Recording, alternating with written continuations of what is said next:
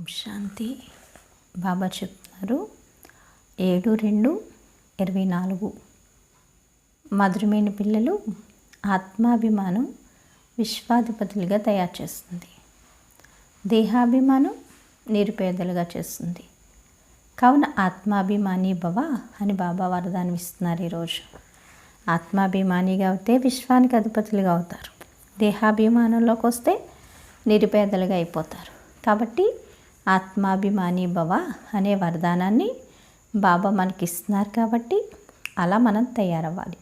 సరేనా? ప్రశ్న: ఏ అభ్యాసం అశరీరీలుగా అవ్వడంలో ఎంతో సహాయం చేస్తుంది? జవాబు: స్వయాన్ని సదా నటునిగా భావించండి.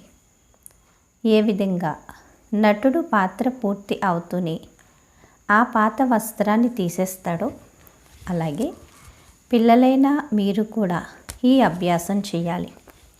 కర్మ పూర్తి అవుతూనే పాత వస్త్రాన్ని అంటే శరీరాన్ని వదిలి అశరీరిగా అయిపోండి. ఆత్మ ఆత్మ సోదరులు అన్న అభ్యాసాన్ని చేస్తూ ఉండండి. ఇదే పావనంగా అయ్యేందుకు సహజ సాధనం. శరీరంను చూడటం ద్వారా అశుద్ధమైన ఆలోచనలు కలుగుతాయి. కావున అశరీరీ భవ అని బాబా చెప్తున్నారు. ఓం శాంతి. తండ్రి కూర్చుని పిల్లలకు అర్థం చేయిస్తారు. ఎందుకంటే చాలా బుద్ధిహీనులుగా అయిపోయారు. ఎందుకని బుద్ధిహీనులుగా అయిపోయారు? కాబట్టి బాబా కూర్చుని అర్థం చేయిస్తున్నారు. 5000 సంవత్సరాల క్రితం కూడా మీకు అర్థం చేయించాను, మరియు దైవీ కర్మలను కూడా నేర్పించాను. మీరు దేవీ దేవత ధర్మంలోకి వచ్చారు. మళ్ళీ డ్రామా ప్లాన్ అనుసారంగా పునర్జన్మలు తీసుకుంటూ కళలు తగ్గుతూ ఇక్కడ ప్రత్యక్షంగా పూర్తిగా కళారహితంగా అయిపోయారు. ఎందుకంటే ఇది తమో ప్రధాన రావణ రాజ్యం. ఈ రావణ రాజ్యం కూడా మొదట సతో ప్రధానంగా ఉండేది, మళ్ళీ సతో రజో తమోగా అయ్యింది. ఇప్పుడైతే పూర్తిగా తమో ప్రధానంగా అయిపోయింది. బాబా అంటారు, ఇప్పుడు దీని అంతిమం. రావణ రాజ్యమును అసురీ రాజ్యము అని అంటారు. రావణ్ణి తగలబెట్టే ఫ్యాషన్ భారతదేశంలోనే ఉంది. రామరాజ్యము మరియు రావణ రాజ్యము అని కూడా భారతవాసీలే అంటారు. రామరాజ్యము సత్యయుగంలోనే ఉంటుంది, రావణ రాజ్యము కలియుగంలో ఉంటుంది. ఇవి బాగా అర్థం చేసుకోవాల్సిన విషయాలు. బాబాకు ఆశ్చర్యం అనిపిస్తుందట. ఇవి అర్థం చేసుకోవాల్సిన విషయాలు. అలాగే బాబాకి ఏమనిపిస్తుందట? పిల్లలను చూస్తే చాలా ఆశ్చర్యం అనిపిస్తుందట. ఎందుకని? మంచి పిల్లలు పూర్తిగా అర్థం చేసుకోని కారణంగా తమ భాగ్యానికి అడ్డుగీతను గీసుకుంటారు కదా. మంచి పిల్లలు కూడా పూర్తిగా అర్థం చేసుకోక ఏం చేస్తున్నారు? భాగ్యానికి అడ్డుగీత గీసుకుంటున్నారు. రావణ్ణి అవగుణాలు అతుక్కుపోతాయి. దైవీ గుణాలను వారు స్వయము వర్ణన చేస్తారు. మీరే ఆ దేవతలు. మళ్ళీ మీరే 84 జన్మలు అనుభవించారు. మీరు తమో ప్రధానంగా ఎందుకు అయిపోయారో తేడాను తెలియచేయడం జరిగింది అని బాబా అర్థం చేయించారు. ఇది రావణ రాజ్యము. రావణుడు అందరికన్నా పెద్ద శత్రువు. అతడే భారతదేశమును ఇంత నిరుపేదగా తమో ప్రధానంగా తయారు చేశాడు. రామరాజ్యంలో ఇంతమంది మనుషులుండరు. అక్కడ ఒకే ధర్మం ఉంటుంది. ఇక్కడైతే అందరిలోనూ భూతాలు ప్రవేశించున్నాయి. క్రోధము, లోభము, మోహపు భూతాలు ఉన్నాయి కదా. ఉన్నాయా? బాబా అంటారు, మనం అవినాశి. ఈ శరీరం వినాశి. ఆత్మ అవినాశి, శరీరం వినాశి అన్నది మర్చిపోతున్నారు. ఆత్మాభిమానులుగానే అవ్వరు. దేహాభిమానులు ఎందరో ఉన్నారు. దేహాభిమానంలో మరియు ఆత్మాభిమానంలో రాత్రికి పగలికి ఉన్న తేడా ఉంది. ఆత్మాభిమానులైన దేవీ దేవతలందరూ విశ్వానికి అధిపతులుగా అయిపోతారు. దేహాభిమానం ఉన్నట్లయితే నిరుపేదలుగా అయిపోతారు. బాబా అంటారు, భారతదేశం బంగారు పిచ్చుకగా ఉండేది. అలా అన్నా కానీ వారు ఏమీ అర్థం చేసుకోరు. దైవీ బుద్ధిని తయారు చేసేందుకు శివ్ బాబా వస్తారు. దైవీ బుద్ధిని తయారు చేయడానికి ఎవరు వస్తారు? స్వయంగా శివ్ బాబా వస్తారు. మధురాతి మధురమైన పిల్లలు, మిమ్మల్ని విశ్వాధిపతులుగా తయారు చేస్తానని బాబా అంటారు. ఈ లక్ష్మీనారాయణులు విశ్వాధిపతులుగా ఉండేవారు. వీరికి రాజ్యమును ఎవరు ఇచ్చారో ఎప్పుడైనా విన్నారా? వారు ఏ కర్మలను చేసిన కారణంగా వారంతటి ఉన్నతమైన పదవిని పొందారు. ఇది కర్మల విషయం కదా. మనుషులు అసురీ కర్మలు చేస్తే ఆ కర్మలు వికర్మలుగా అయిపోతాయి. సత్యుగంలో కర్మలు అకర్మలుగా ఉంటాయి. అక్కడ కర్మల ఖాతాలేవి ఉండవు. బాబా అర్థం చేయిస్తారు. కానీ అర్థం చేసుకోని కారణంగా అసురీ సాంప్రదాయాలు ఎన్నో విఘ్నాలు కలిగిస్తారు. శివశంకర్లు ఒక్కరే అని అంటారు కదా. శివుడు శంకరుడు ఒక్కటే అని చెప్పంటారు. మరి నిజంగా ఇద్దరు ఒక్కటైతే మరి శివలింగానికి శంకరుడు పూజ చేసినట్లుంటుంది. అది కరెక్ట్ అయితే ఇద్దరు ఒకటైతే కాదు. శివుడు వేరు, శంకరుడు వేరు. శివుడు నిరాకారుడు, శంకరుడు ఆకారి శరీరం కలవాడు. అందుకే శంకరుడు ముందు శివలింగాన్ని ఉంచుతారు కదా. శివాలయం అంటారు. అందులో కూడా ఏముంటుంది? గర్భగుడిలో శివలింగమే ఉంటుంది. అరే, నిరాకారుడైన శివుణ్ణి ఒంటరిగా చూపిస్తారు.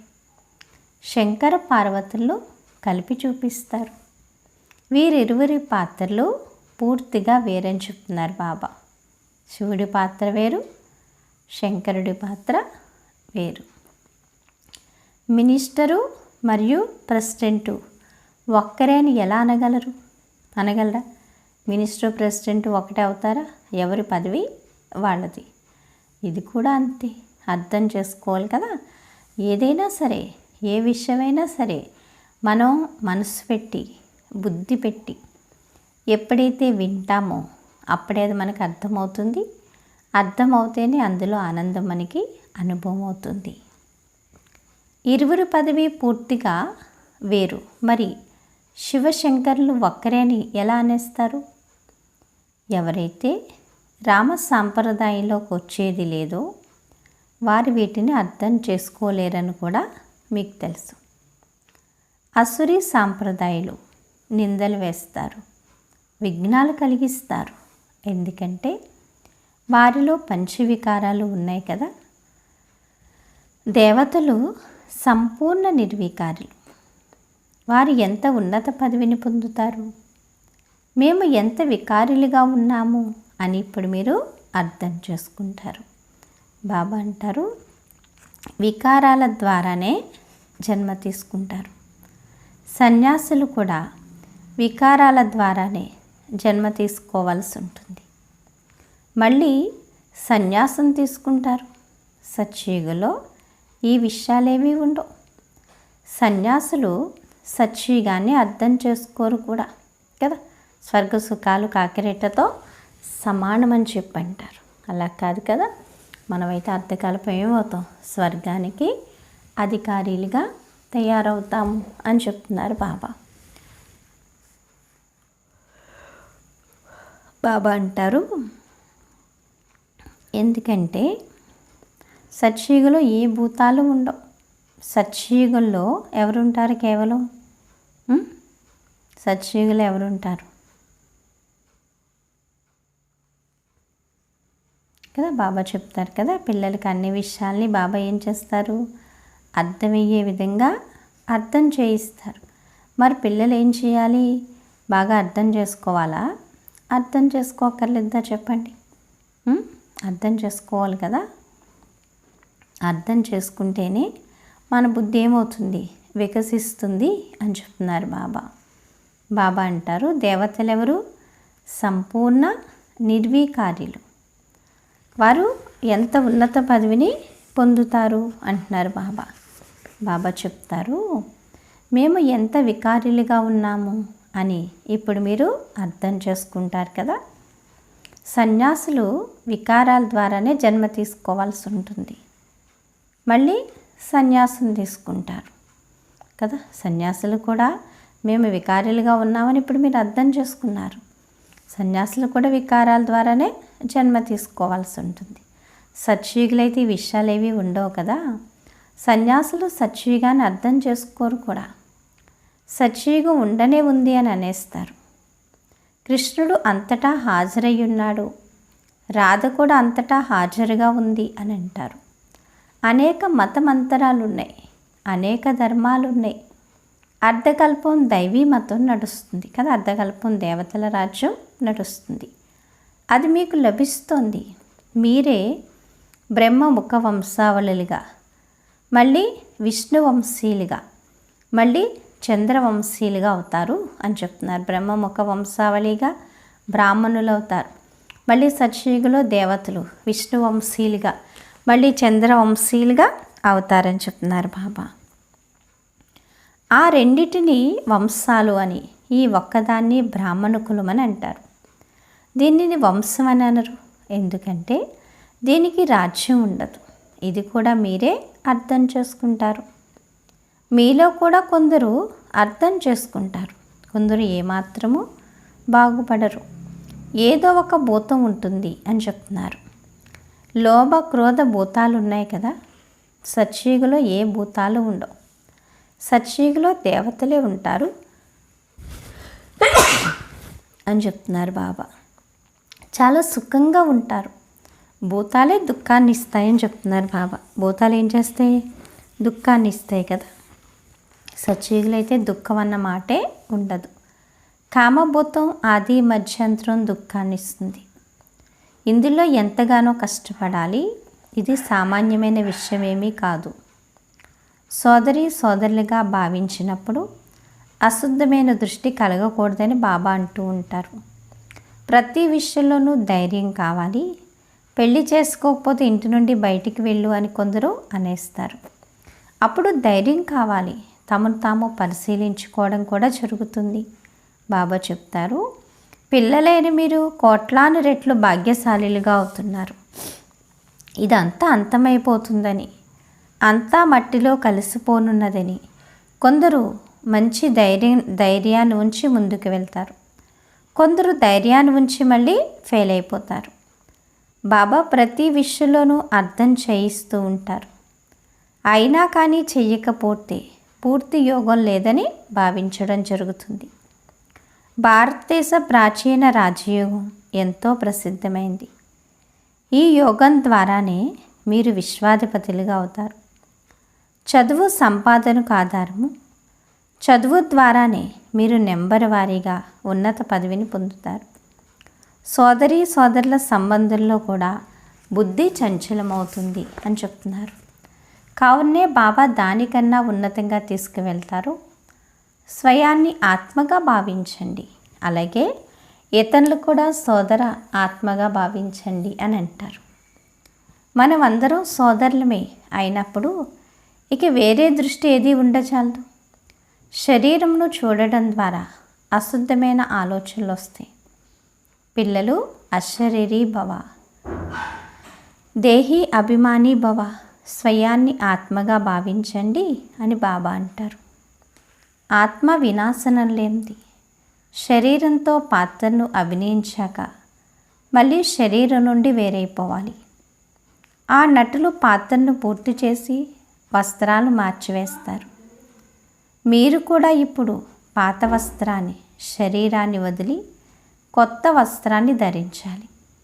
ఈ సమయంలో ఆత్మ కూడా తమో ప్రధానంగా ఉంది, అలాగే శరీరం కూడా తమో ప్రధానంగా ఉంది. తమో ప్రధాన ఆత్మ ముక్తిలోకి వెళ్ళచాలదు.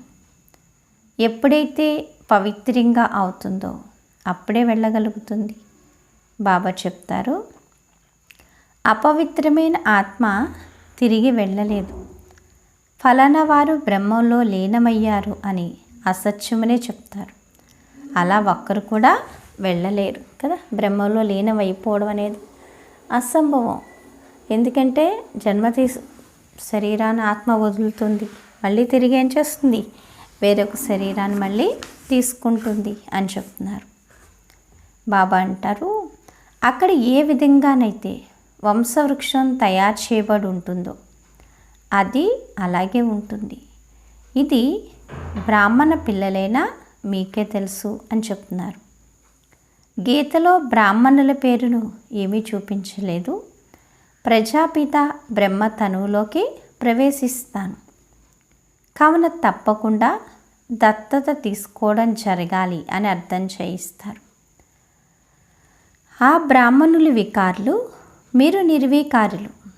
నిర్వీకారీలుగా అవ్వడంలో ఎన్నో కష్టాలు ఎదుర్కోవాల్సి ఉంటుంది.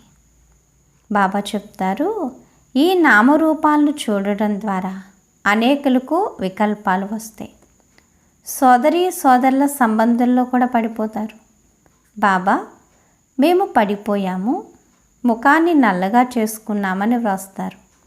ఓహో, సోదరులుగా ఉండండి అని నేనంటే మీరు ఈ చెడ్డ పని చేశారా, మళ్ళీ దానికి చాలా కఠినమైన శిక్ష లభిస్తుందని బాబా అంటారు.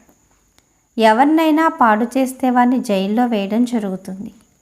నేను స్థాపించిన భారతదేశం ఎంత పవిత్రంగా ఉండేది, దాని పేరే శివాలయము అని చెప్తున్నారు బాబా. ఈ జ్ఞానం కూడా ఎవరిలోనూ లేదు. శాస్త్రాలు మొదలైనవి ఏవైతే ఉన్నాయో అవన్నీ భక్తి మార్గపు కర్మకాండలు. సత్యుగంలో అందరూ సద్గతిలో ఉంటారు. కావున్నే అక్కడ ఏ పురుషార్థమును చెయ్యరు. ఇక్కడ అందరూ గతి సద్గతుల కొరకు పురుషార్థం చేస్తారు. ఎందుకంటే దుర్గతిలో ఉన్నారు అని చెప్తున్నారు బాబా. గంగా స్నానం చేసేందుకు వెళ్తారు. మరి ఆ గంగ నీరు ఏమైనా సద్గతినిస్తుందా, అదేమైనా పావనంగా తయారు చేస్తుందా, ఏమీ తెలుసుకోరు. మీలో కూడా నెంబర్ వారీగా ఉన్నారని చెప్తున్నారు బాబా కదా. ఎలా ఉన్నారు? నెంబర్ వారీగా. ఎవరైనా స్వయం అర్థం చేసుకోకపోతే వారు ఇతరులకు ఏం అర్థం చేయించగలరు? కావుననే బాబా పంపించారు. బాబా, మీరు వస్తే మేము శ్రీమతంపై నడుస్తూ దేవతలుగా అవుతాము అని గానం చేస్తూ ఉంటారు కదా. బాబా ఏం చెప్తున్నారు? ఎవరైనా స్వయం అర్థం చేసుకోకపోతే వారు ఇతరులకి ఏం అర్థం చేయించగలరు మరి? కావునే బాబా పంపించరు. అర్థం చేసుకోకపోతే ఇంకేం అర్థం చేయిస్తారు? మీరు వస్తే మేము శ్రీమతంపై నడుస్తూ దేవతలుగా అవుతామని గానం చేస్తూ ఉంటారట.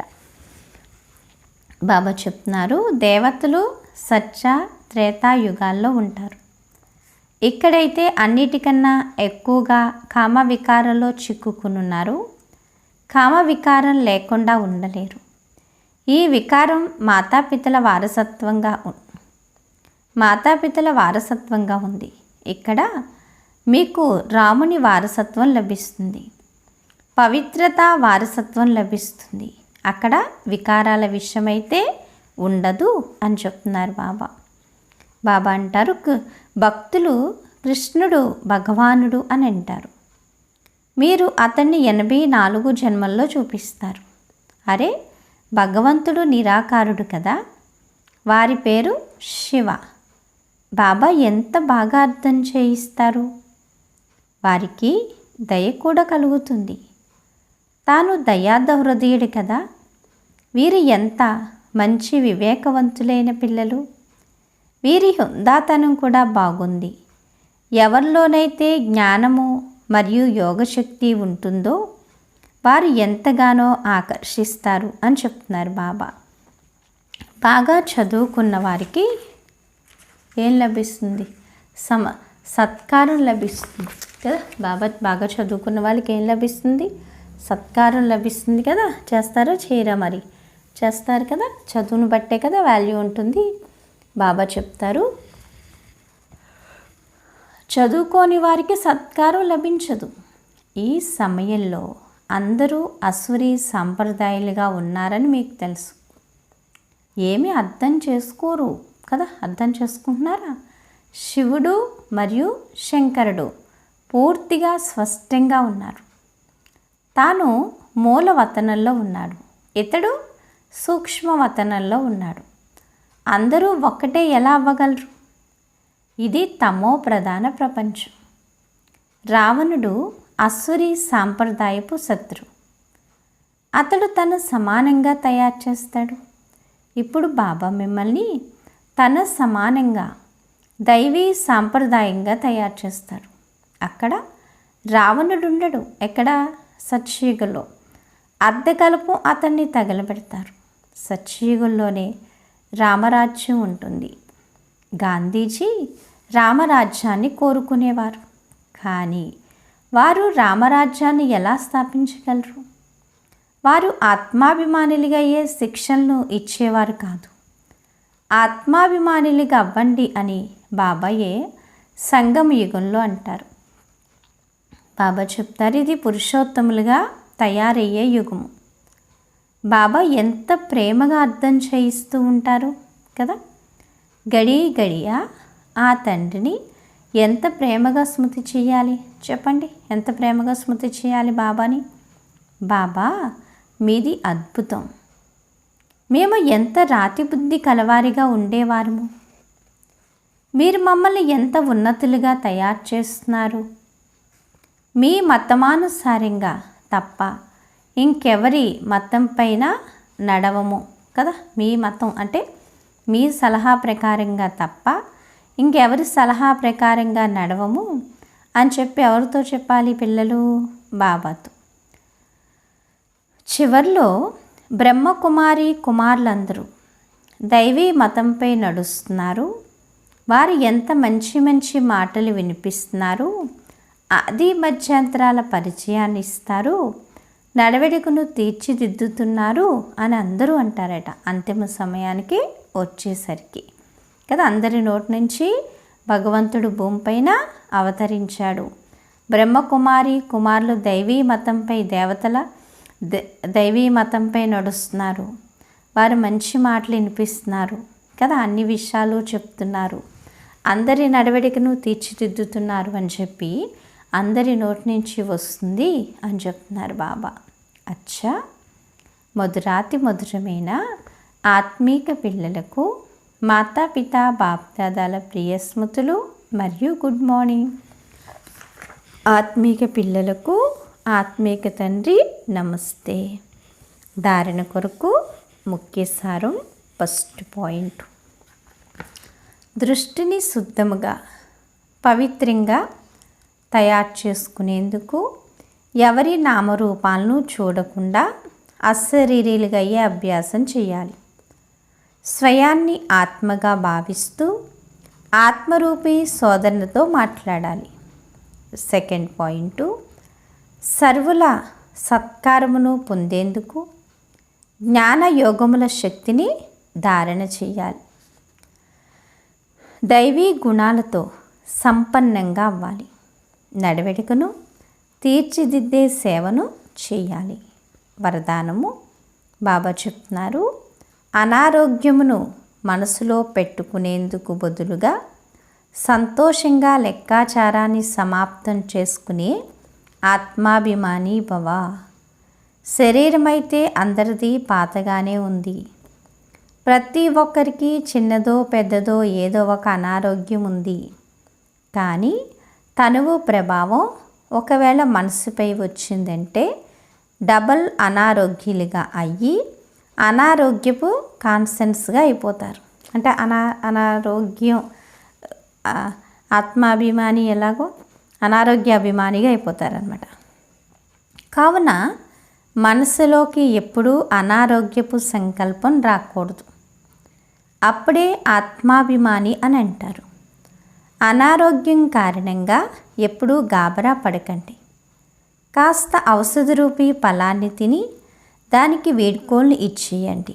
అలా సంతోషంగా లెక్కాచారాన్ని సమాప్తం చేయండి అని చెప్తున్నారు. స్లోగన్ను: ప్రతి గుణము ప్రతి శక్తిని అనుభవం చెయ్యడం అనగా అనుభవీమూర్తిగా అవ్వడం. ప్రతి గుణం ప్రతి శక్తిని అనుభవం చేయడం అంటే అర్థం ఏంటి? అనుభవీమూర్తిగా అవ్వడము అని చెప్తున్నారు బాబా. అచ్చా, బాబా చెప్తున్నారు ఇక్కడ ఏవో కొన్ని పాయింట్స్. కర్మల గుహ్య గతులను తెలుసుకుని శ్రేష్ఠ కర్మలు చేయండి. అడుగు అడుగులోనూ శ్రీమతపు మర్యాదలపై నడవండి అని చెప్తున్నారనమాట కదా. ప్రియమైన బాబా రోజు మనకు భిన్న భిన్న మధుర మహావాక్యాలతో సూచనలు ఇస్తూ ఉంటారు. ఏంటవి? మరియు నిరంతరము స్మృతిలో ఉండండి అన్నది రోజు మురళీలో వినే మంత్రం. ఇంకా భిన్న భిన్న పాయింట్లతో బాబా మనకు శిక్షలు ఇస్తూ ఉంటారు. పిల్లలైన మీరు ఒక్క బ్రహ్మ బాబా అడుగులపై అడుగులు వేస్తూ నడవండి అని చెప్తారు. కావున ఈ విషయాల్ని వింటూ సూక్ష్మంగా లోపలికి వెళ్తూ నేను ఎంతగా బాబాపై బలిహారమయ్యాను అని ప్రతి ఒక్కరూ తమను తాము పరిశీలించుకోవాలి. బాబా మనకు గుహ్యాతి గుహ్యమైన జ్ఞానాన్నిచ్చి గుహ్యాతి గుహ్యమైన రహస్యాలు వినిపించారు కదా, చాలా లోతుల్లోకి. కర్మల గతులు అతి గుహ్యమైనవి. మన కర్మలను చూసి ఇతరులు కూడా మన కర్మలతో ప్రభావితులవుతారు. ఎందుకంటే బాబా మనకు చెప్పడం నేర్పించలేదు, చెయ్యడం నేర్పించారు. అమృత వేళ నుండి రాత్రి వరకు మా కర్మలు ఎంత శ్రేష్టంగా ఉన్నాయని అటెన్షన్ ఉంటుందా? ఒక్క కర్మ ఏమిటంటే మనం ప్రియమైన బాబా స్మృతిలో వికర్మలను ఏం చేయాలి? వినాశనం చేసుకుంటూ అకర్మలుగా అవుతారు. రెండవ కర్మ, దాని ద్వారా కర్మలు ఇచ్చి పుచ్చుకోవడం జరుగుతుంది. ఒక కర్మేమో అకర్మగా అవుతుంది, ఇంకొక కర్మతో కర్మ తయారవుతుంది, మూడవ కర్మతో వికర్మ తయారవుతుంది. మనమందరం ప్రపంచం కోసం లైట్ హౌస్లు లేక చర్చ్ లైట్లను ఇచ్చే నిమిత్తం కదా. మనందరం ఏం చేయాలి? ప్రపంచానికి వెలుగునివ్వాలి. మనందరి ప్రతి సంకల్పం, ప్రతి కర్మలో అన్ని వేళలా బేహద్ ఈశ్వరీయ పరివారం యొక్క బాధ్యత ఉంది. సూక్ష్మ వైబ్రేషన్స్ ద్వారా శక్తిని ఇచ్చే బాధ్యత ఉంది. కావున మన కర్మల గతులు చాలా సూక్ష్మమైనవి. ప్రియమైన బాబా మనకు ఏ శ్రీమతాన్నైతే ఇచ్చారో ఆ శ్రీమతంపైనే అడుగు అడుగు నడవాలి. మీకు మర్యాద పురుషోత్తములుగా అవ్వాలన్న శ్రీమతం ఉంది. ఎంతగా మనం మర్యాద పురుషోత్తములుగా అవుతామో అంతగా మనల్ని చూసి ఇతరులు కూడా మర్యాదల్లో ఉంటారు. మనకు అమృతవేళ లేచి బాబా స్మృతిలో ఉండాలి అన్న శ్రీమతం లభించింది. ఇది మన ప్రతి ఒక్కరి బాధ్యత. మర్యాదల్లో నడవాలి. 2, మన మర్యాదల్లో జ్ఞానసాగరుడైన బాబా ఏ జ్ఞానరత్నాల మురళీలైతే నిత్యము వినిపిస్తారో దాన్ని వినాలి, మనం మననం చేయాలి. ఇది మన మూల బాధ్యత కదా. మురళి వినాలి, మననం చేయాలి. ఈ శ్రీమతాన్ని పాలన చేయడం ఏ కారణంగానైనా చెయ్యకపోతే అది కూడా నిర్లక్ష్యమే. అందులో సూక్ష్మమైన మన బద్ధకం ఉంది. బాబా శ్రీమతంపై నడిచే వారిపై ఆశీర్వాదం ఉంటుంది, దీవెనలు ఉంటాయి, వరదానం ఉంటుందని నేను భావిస్తాను కదా. దాది చెప్తున్నారు. కానీ మనం అడుగడుగులోనూ శ్రీమతంపై నడవకపోతే భగవంతుడి దీవెనలు మరియు వరదానాల నుండి వంచితులవుతాము. ఇక రెండవది, శ్రీమతాన్ని ఉల్లంఘించడం చాలా పెద్ద సూక్ష్మ పాపానికి భాగస్వాములుగా చేస్తుంది. ఇది కూడా భారంగా అయిపోతుంది. ఈ భారం స్థితిని ఉన్నతంగా చేసుకోవడంలో విఘ్న రూపంగా అవుతుంది అని చెప్తున్నారు బాబా. అచ్చా, ఓం శాంతి. మధురాతి మధురమైన ఆత్మీక తండ్రికి ఆత్మీక పిల్లల యొక్క ప్రియ స్మృతులు, గుడ్ మార్నింగ్ మరియు నమస్తే. నమస్తే నమస్తే. మధురమైన బాబా, ప్రియమైన బాబా, నా బాబా, ధన్యవాదాలు బాబా. ఓం శాంతి. ఈరోజు స్వమానం, నేను సదా ఆరోగ్యవాన్ ఆత్మని అనుకోండి. నేను సదా ఆరోగ్యవాన్ ఆత్మని కదా. అనారోగ్యం యొక్క సంకల్పం మనసులో పెట్టుకోకుండా సంతోషంగా ఉండండి. అప్పుడు లెక్కాచారం అంతా సమాప్తి అయిపోతుంది. అప్పుడు మీరు ఆత్మాభిమానిగా అయిపోతారు అని చెప్తున్నారు బాబా. అందుకని ఆత్మాభిమానిగాను అవ్వాలి, ఆరోగ్యంగాను తయారవ్వాలి. అందుకని ఏమనుకోండి, నేను ఆరోగ్యవాన్ ఆత్మని అనుకోండి. అచ్చా, ఓం శాంతి. Thank you Baba.